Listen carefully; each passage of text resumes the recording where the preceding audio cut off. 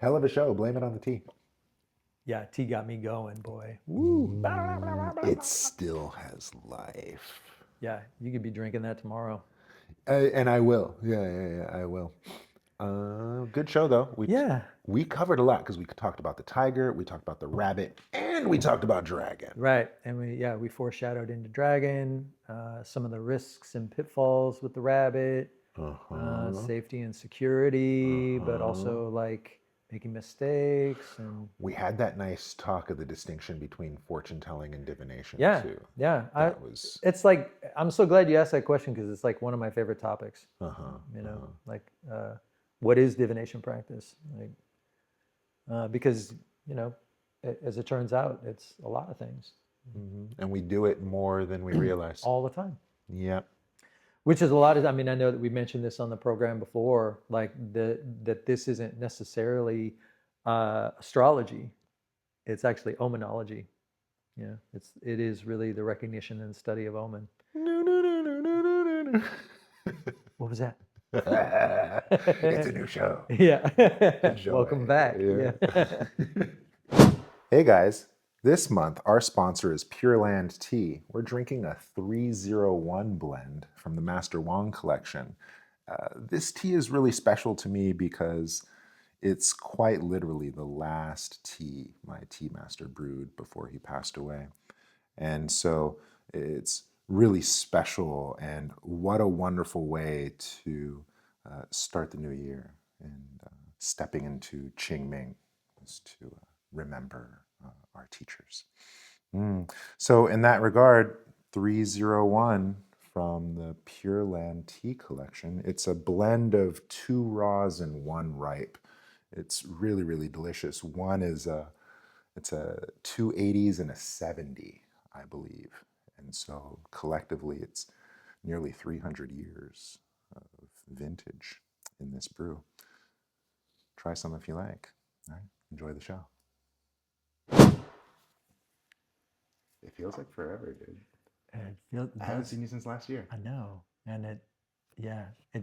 On the way here, I was like, yeah, like it feels like a long time since we've done a monthly. Because there's so much, coming out of winter and then doing all the events for the new year, and which was really great. And so it's nice to, but now I feel like we're okay. Now we're actually, engaging the new year, right?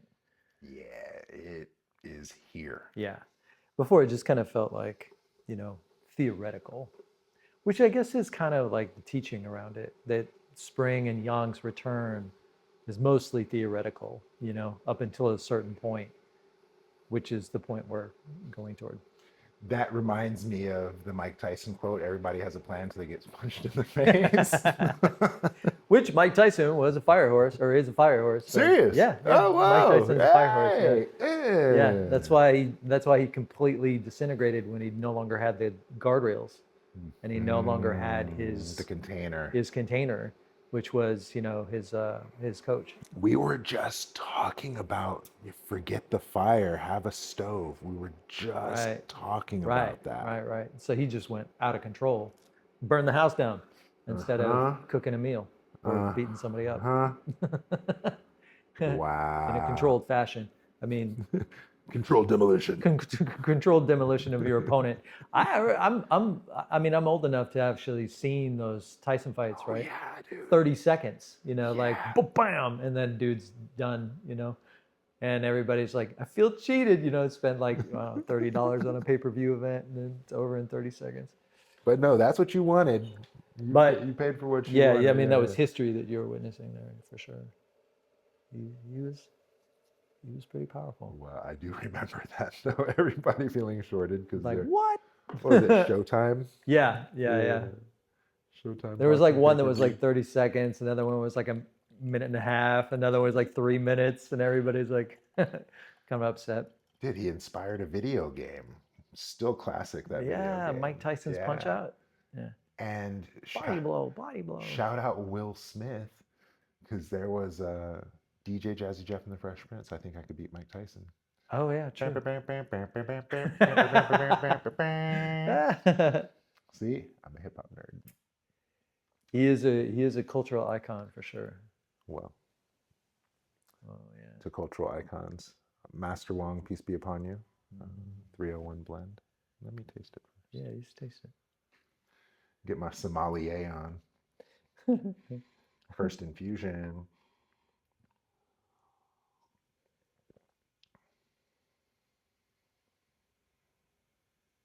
Mm. Yeah.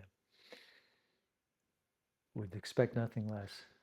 I used 2 bags, and this is special. It's a blend of 3 teas. It's 2 raws and 1 ripe. Okay. And so it's going to be intense for the first 2, 3 steeps, but after That is that, intense. Wow. mhm. Now Master Wong, he would Mm, brew these so dark and delicious. rich, and then dilute them, right? Yeah. And then his thing is you dilute it, and it would stay black. It's like drinking earth. Well, dude, you're 100% cocoa ass would love this. It's true. For you, those of you who don't know, I don't, the chocolate I prefer is 100% cacao. Yeah, for sure. Cacao. Boom. Mm. Oh. So yes, this is right up my alley. Mm. Fire horse. To the fire horse. Yeah, so been kind of an anxious first moon a little bit. Mm-hmm. I've been feeling it, and like a lot of people I know, been feeling just sort of on edge a little bit. It took me personally a while to settle in. I don't think I've only sort of just settled in. Oh, dude. Uh, Hospitals are full. Yeah, Clinics are busy. yeah. It's a Um, very dramatic time. yeah, this first full moon that we had with Red Lantern Yeah, was a doozy, and so yeah, there's definitely tension in the air, and my goodness, worldwide, internationally, yeah. I mean, war. wars, rumors of war. I I I have to admit, I'm like, it came on so fast. Like okay, like I thought maybe, Mhm.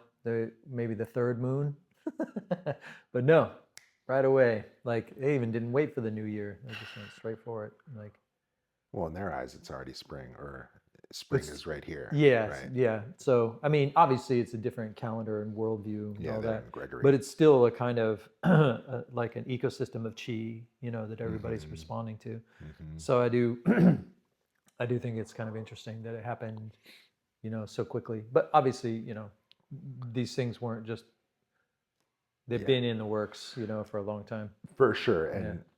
And it's my firm belief we've been on borrowed time for like, Yeah, there's a lot of people saying that. yeah. Yeah. So I mean it's really like a lot of reshaping, Mm. of political structures. And this is kind of carryover from the wood snake year for sure. Like all the indicators were there Mhm. in present. So, like I said in the presentation, like if you're surprised by the fire horse here, you weren't paying attention last year, right? So, like everything, all the patterns are being amplified and expanded Mm. and energized. Kind of interesting too of how, the Ford Mustang, like Oh, that, this iconic yeah. American, and fire horse. Hmm. The first time American soil is at risk, Mm. you know? Did I ever So tell you the story about the '66 Mustang? The tell me, the nickname for it? tell me. Okay, The so Cobra, right? No. no, they nicknamed it the Crowd Killer because anytime that anybody tried to race it, they lost control and went into the stands. I just think that that's I mean, obviously terrible idea, but like, but like just so poetic, like the '66 Ford Mustang in a fire horse year ended up being nicknamed the Crowd Killer because you can't control it. Wow. Yeah. I'm glad I brought that up then. Yeah, yeah, it's amazing to think about like all that power. Yeah, and that's the interesting thing about the first moon because the elemental relationship of being a metal tiger moon, The teaching around that was very interesting that Ming brought forward about metal tigers is its power and precision, right? All at once. And in the West, we think that can work. It's kind of George Clooney. Or BMW, you know, power and precision, like, and luxury too. Like, add that in there. But like, but from you know, the Sino-Tibetan vision of the world, it doesn't work. And you either move fast or break things, you know, and that is a sign of your misconduct. Right? That's the idea. So, so you may end up losing, and that's what I think is kind of interesting about the first moon, because we didn't do, you know, a talk on the first moon. So to just kind of recap, like where we are, you know, we've got about another week before the second moon.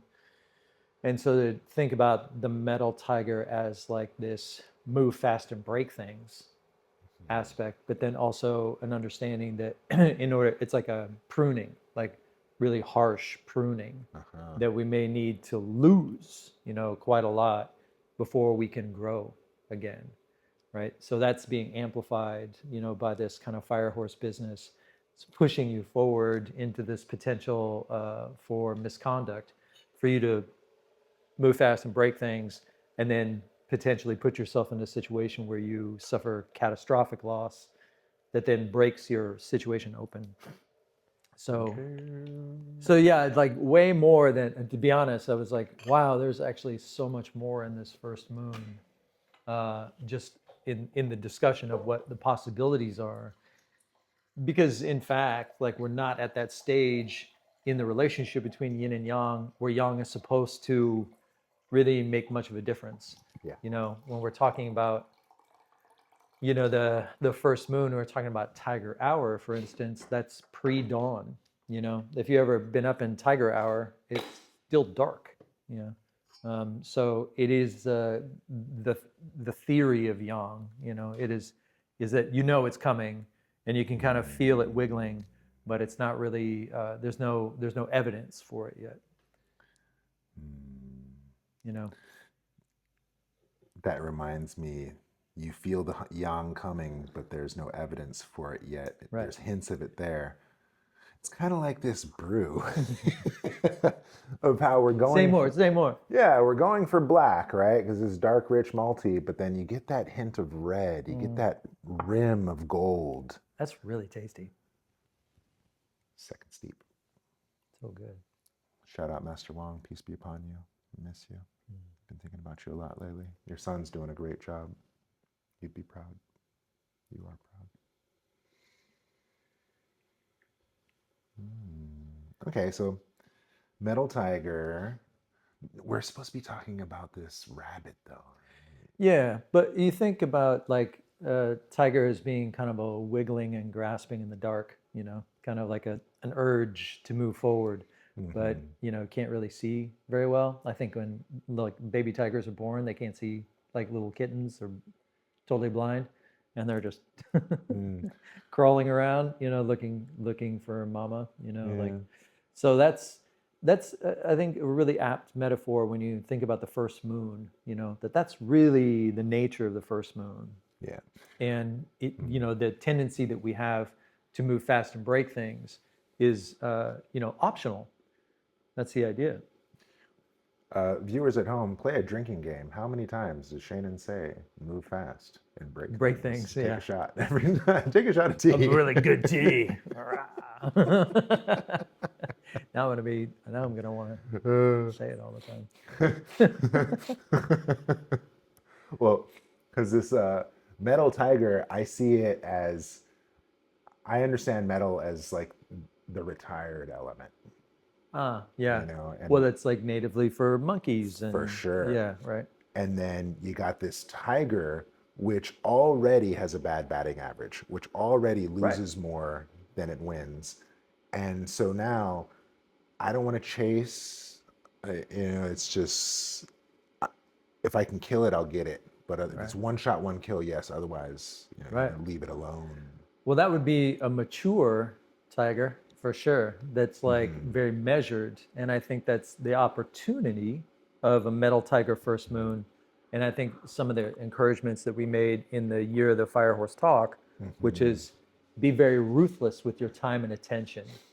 Like if it doesn't move you, if you're doing it as a favor to somebody else, don't.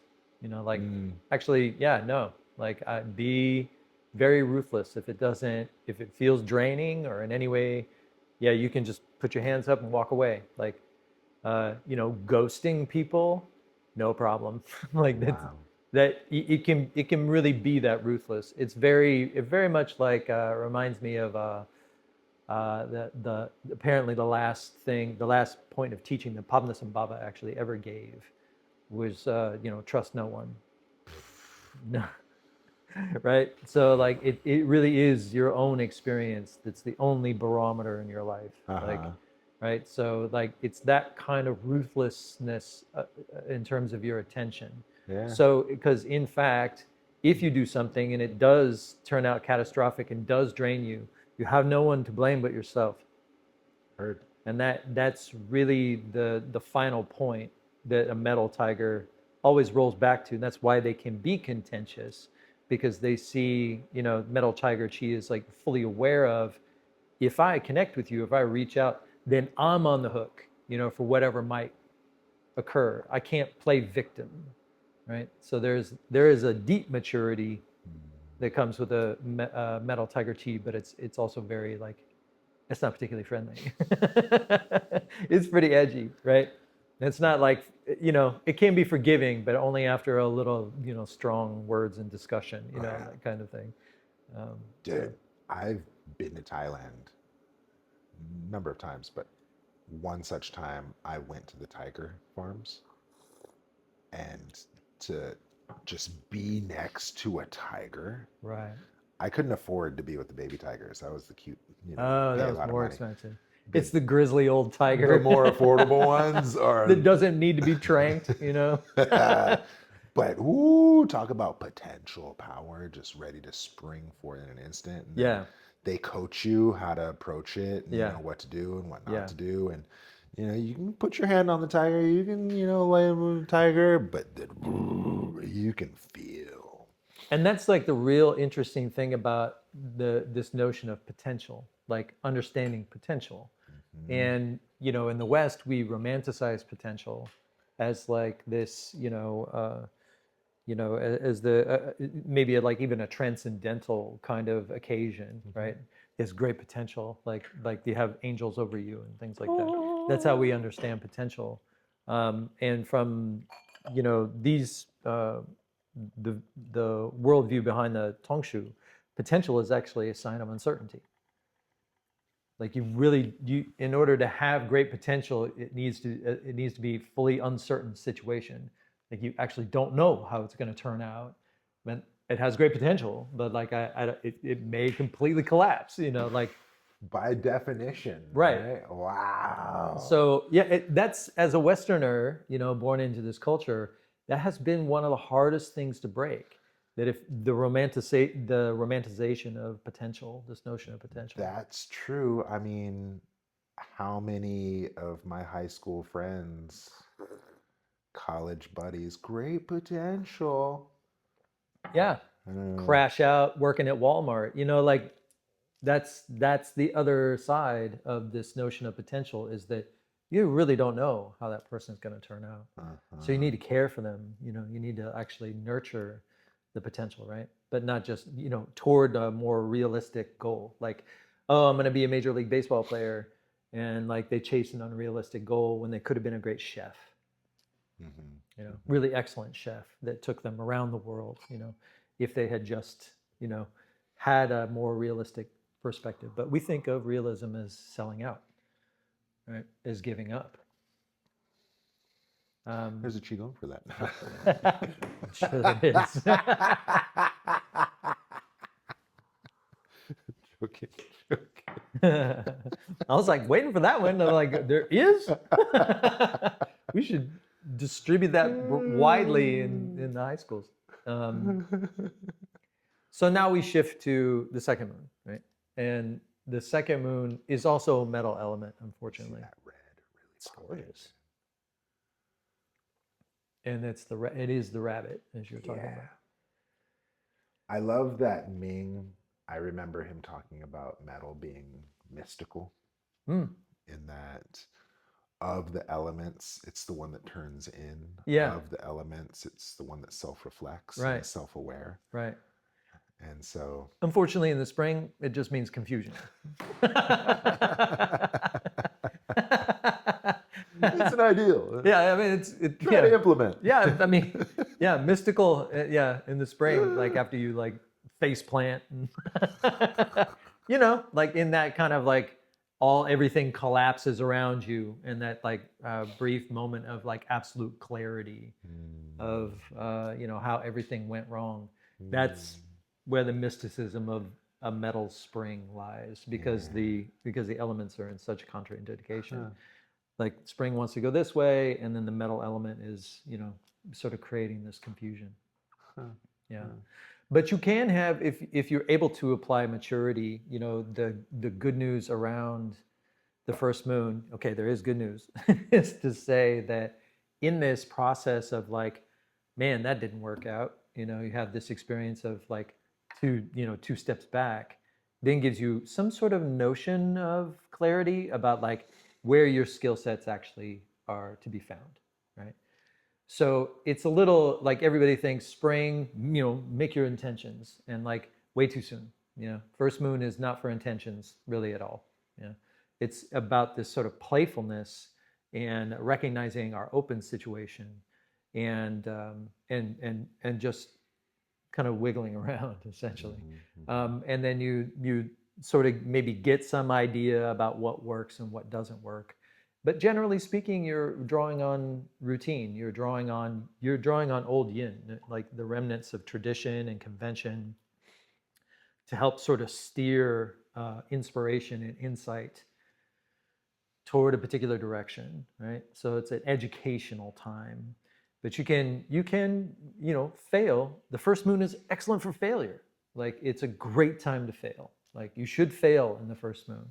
You should absolutely fall on your face. And like in particular in this first moon with the metal element, that could be really profound, to actually face plant and be like, that sucked. And like have these sorts of awakenings to, you know what? That doesn't work for me. Like I can't, I've tried over and over to do this one thing and it doesn't work.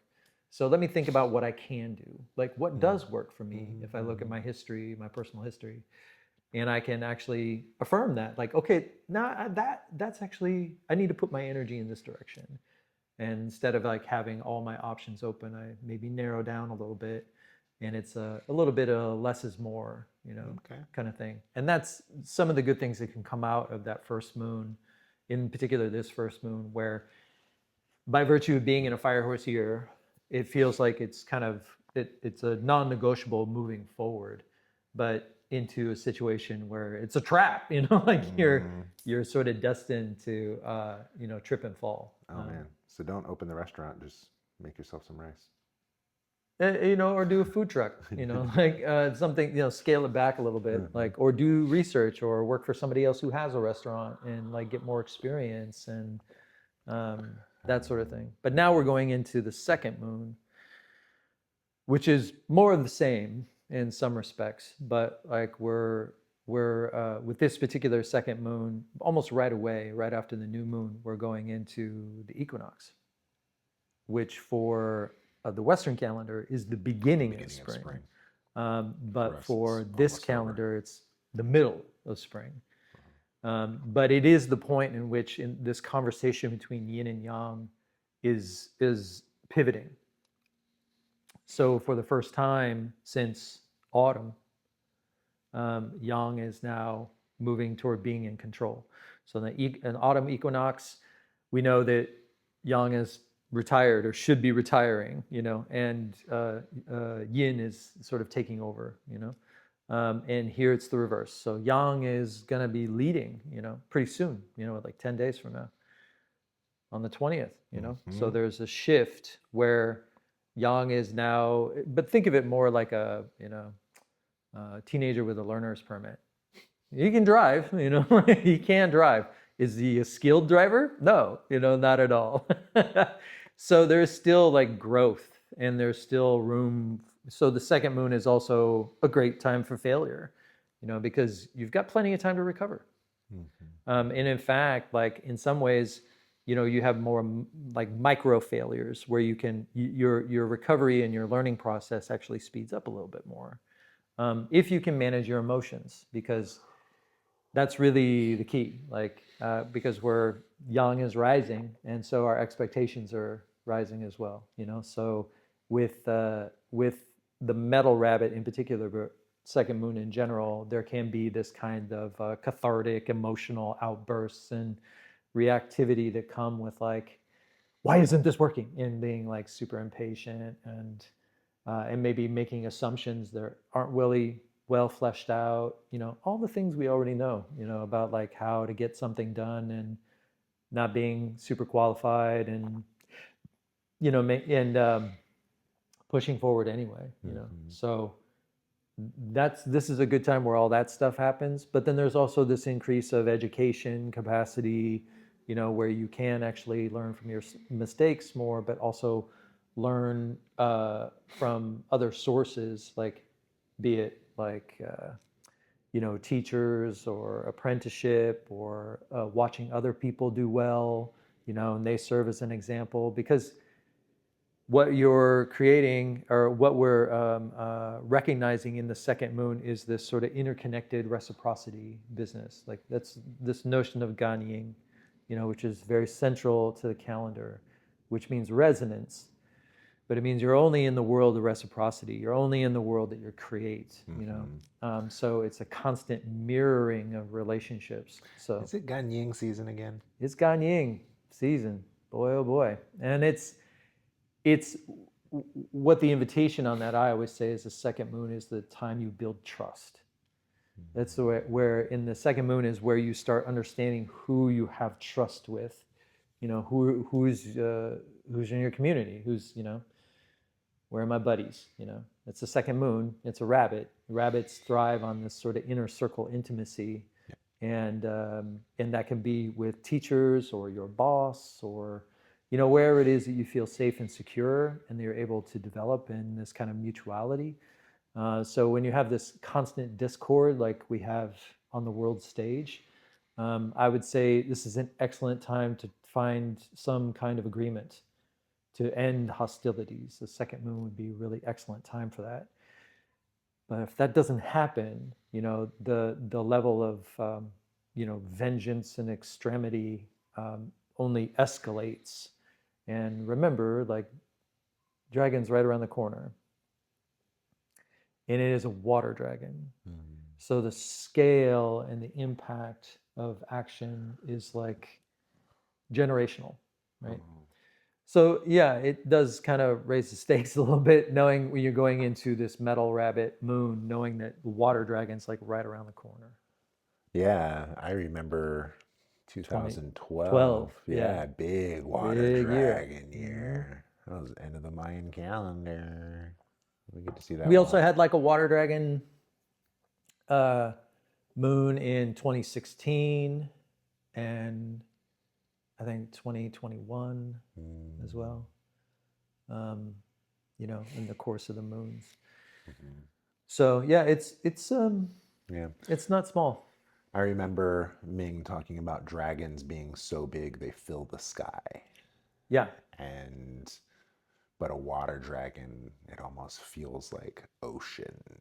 Yeah, you'll never see the entirety of the water dragon. You either see one end of it or the other, and then maybe scales in the body, or but you never get to see the whole thing. Too much. As opposed to something like a wood dragon you can find in your garden. Little gecko. Yeah, right. Yeah. Little dragonfly. So. And metal rabbit. I'm gonna look stupid saying it like this, but I relate it to the O.J. Simpson. Say more. White Bronco. Oh, I'm gonna tell you why. Because white rabbit. Rat, ox, tiger, rabbit, dragon, snake, horse, goat, monkey. Okay. Yeah, rooster, dog, pig. Yeah. And so, rat, ox, tiger, rabbit, dragon, tiger, rabbit, dragon, and so rabbit is in between a Tiger tiger and a and a dragon. dragon. And so it's being chased from the land and the sky. Uh-huh. O.J. Simpson, White Bronco, being escorted by police and helicopters. Wow. Did you guys catch that? That was amazing. That's how my mind works. Yeah. Look, it's the white rabbit slowly moving. So, well, that one It was a you? Bronco, though. Yeah, that's true. That's right. Yeah. Wasn't exactly a rabbit. More horses. More horses. Yeah. I mean, the interesting thing about rabbit is it is this pause. And that's the interesting thing about Rabbit Chi is that it is this pause between this very strong lurching initiation of movement and change and this sustained kind of epic cascading movement of change that is the dragon, you know.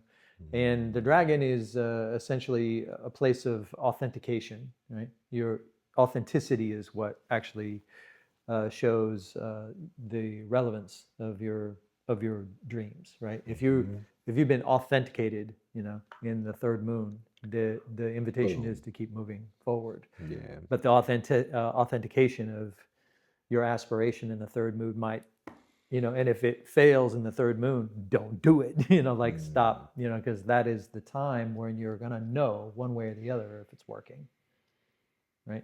And that's, and in this cosmology, the evidence of like whether or not our aspiration is legitimate or not is not transcendental. It's actually whether or not it demonstrates harmoniously in the environment. So do I receive omen from nature that I'm on the right track, right? And that's what we're looking for. But that's something that starts to begin now, you know, with the second moon. So you do have this sort of intuitive capacity for figuring out synchronicities and serendipities, these sorts of experiences. So if you're gentle and not like aggressive, then it can be like a very illuminating time. It should be spring, you know, like you should be a very like kind of effuse and beautiful and blooming, and it should be a very beautiful time, encouraging time, despite any uncertainty. If you can, you know, have this kind of suspension and understand that like uncertainty is necessary for potential, for possibility, then, you know, and that's the reason why convention and tradition is so important, is that it gives you a safe place as a rabbit to observe. Okay. And observation for a rabbit is everything, you know. So it was really about observing pattern and omen and sign. So divination practice is enhanced, consultations with astrologers is enhanced. So if you have like a good astrologer, you have a good rapport with that astrologer, they care about you, you know, like these things are really can be extremely illuminating. Wow. So I'm getting themes of beauty, blooming, life, bright, but potential is uncertain. And so we should look around and observe and illumine. Qigong. Qigong for that.